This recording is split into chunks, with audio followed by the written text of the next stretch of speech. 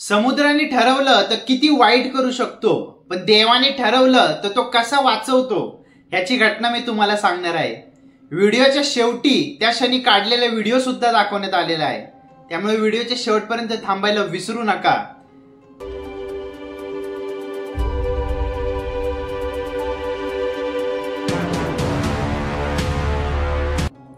26 मे 2013च्या दिवशी नायजेरियाच्या जवळच्या समुद्रात सकाळी लवकर 3 जहाजांनी मोठी बंद पडलेली ऑइल काढणारी बोट समुद्र किनाऱ्यावरती ओढून आणण्यासाठी टो केली होती.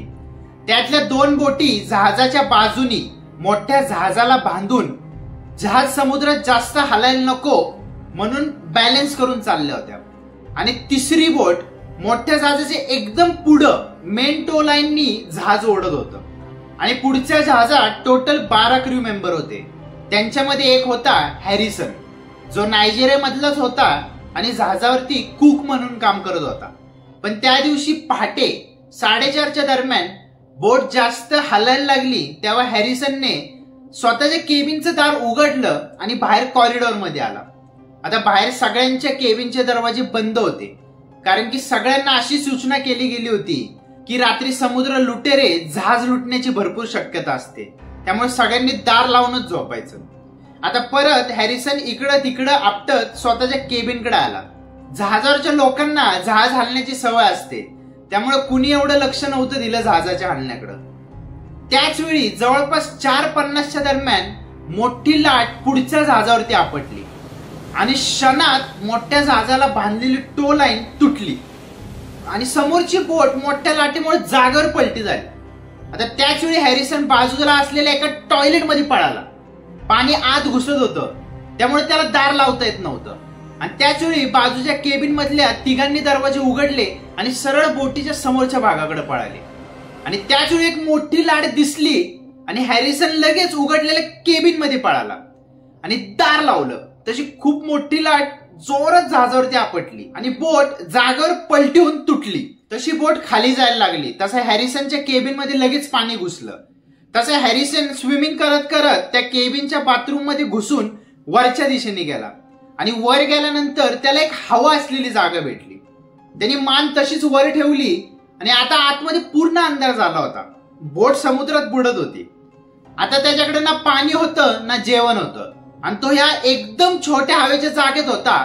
त्याला माहिती नव्हतं ही हवा कधी संपणार आहे आणि जहाज जवळपास 30 मीटर समुद्रात बुडालं होतं. आता त्याला माहिती होतं आपण कधी मरू शकतो, एक तर बुडून, एक तर डिहायड्रेशन मुळे, किंवा नाहीतर भुकेने, नाहीतर कुठला तरी प्राणी, समुद्र प्राणी आपल्याला जहाजामध्ये घुसला की आपली जी अर्धी बॉडी खाली पाण्यात आहे ती बघून नक्कीच आपल्याला खाऊन टाकल. आता तो फक्त मरायची वाट बघत होता. स्वतः त्याला पण माहिती नव्हतं तो कसा मरणार आहे. थोडा वेळ गेल्यानंतर त्याला पाण्यात आता थंडी वाजायला लागली. त्याला माहिती होतं त्याने आता काय नाही केलं तर तो नक्कीच हायपोथर्मियाने मरल आणि त्याला काही करून शरीर पूर्ण बाहेर काढण्यासाठी खाली काहीतरी वस्तू ठेवल्या पाहिजेच होत्या. आता त्याला एकच पर्याय दिसत होता, काळ्या कुट्टा अंधारात या ऑफिसरच्या बाथरूम मधून पाण्यातून जाऊन आपण त्यांच्या रूम मधून काहीतरी वस्तू शोधून आणू.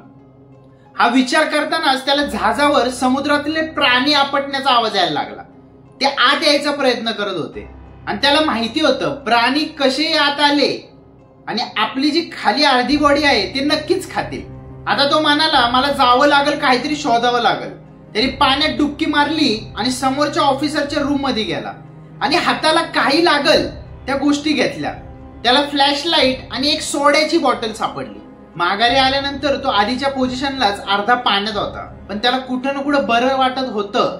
जे सापडलंय त्याच्यावरती आपण थोडं सर्वाइव्ह करू शकत. आता जवळपास 24 तास होऊन गेले. त्याचं मन आता काही करून आपण जगलो पाहिजे ह्याचा विचार करायला लागला. त्याला वाटलं जर आपल्या बरोबर असणाऱ्या बोटींनी जर बरोबर लोकेशन सांगितलं तर खूप शक्यता आहे की आपल्याला डायव्हर शोधत येतील.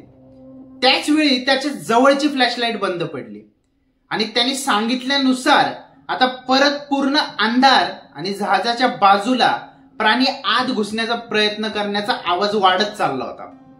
आणि त्या क्षणी तो किती भीतीमध्ये असेल हे सांगणं नक्कीच अवघड आहे. मरणाच्या दारात उभा असलेल्या त्यांनी जवळपास 36 तास त्या मोकळ्या जागेत काढले होते. त्याच वेळी त्याला जहाजावरती काहीतरी लोखंड आपटण्यासारखा आवाज यायला लागला आणि तेव्हा त्याला काहीतरी फ्लॅशलाईट सारखी गोष्ट पाण्यात दिसली.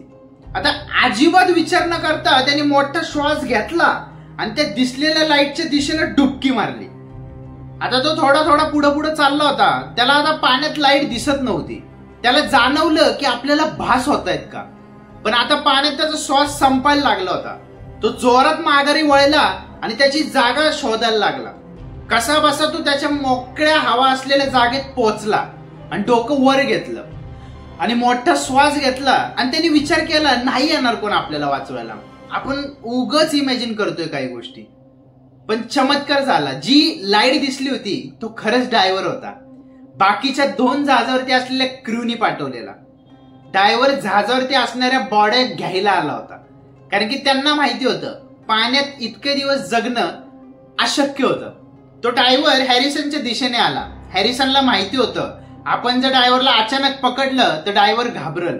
त्याने हळूच हात डायव्हरच्या अंगावरती ठेवला. तर डायव्हरला वाटलं काहीतरी समुद्रातला प्राणी त्याच्या बाजूला आहे. डायव्हर घाबरला आणि त्याने जोरात हात झटकला आणि डोक्यावरच्या बॅटरीने तो त्या दिशेला जेव्हा बघितलं आणि डोकं वर काढून तो त्या मोकळ्या जागेत जेव्हा आला तेव्हा डायव्हर त्याच्या डोळ्यावर विश्वास ठेवू शकला नाही. समोर होता हॅरिसन. जवळपास 36 तास पाण्यात जिवंत राहिलेल्या हॅरिसनचे डायव्हरला बघितल्यानंतर जे चेहऱ्यावरचे भाव होते ते नक्कीच देव भेटल्यासारखे होते. डायव्हरने हॅरिसनला दुसरा मास्क लावला. त्याला डायरेक्ट नॉर्मल हवेत न आणता पुढचे जवळपास 60 तास डिकम्प्रेशन मध्ये ठेवलं गेलं होतं, कारण की अशा एकदम कमी जागी श्वास घेऊन जगलेल्या हॅरिसनला नॉर्मल हवेमध्ये आणलं गेलं असतं तर त्याचा नक्कीच मृत्यू झाला असता. पुढे हॅरिसन व्यवस्थित होऊन घरी गेला, पण त्याचा डोक्यातून ही गोष्ट कधीच गेली नाही. पण देवतारी त्याला कोण मारी ही गोष्ट नक्कीच खरी ठरली. त्याला आजच्या पुरतं एवढंच. तुम्हाला स्टोरी नक्कीच आवडली असेल, त्यामुळे लाईक, कमेंट आणि सबस्क्राईब करून बेल आयकॉनवरती क्लिक करायला विसरू नका. आणि जर माझ्यापर्यंत पोहोचायचं असेल तर माझे सोशल मीडिया हँडल्स डिस्क्रिप्शन मध्ये मेन्शन केलेले आहेत. तिथे तुम्ही तुमच्या सोबत घडलेल्या घटना सुद्धा शेअर करू शकता. तुम्हाला पुन्हा बघण्याची इच्छा व्यक्त करतो. नक्कीच पुन्हा भेटू. धन्यवाद.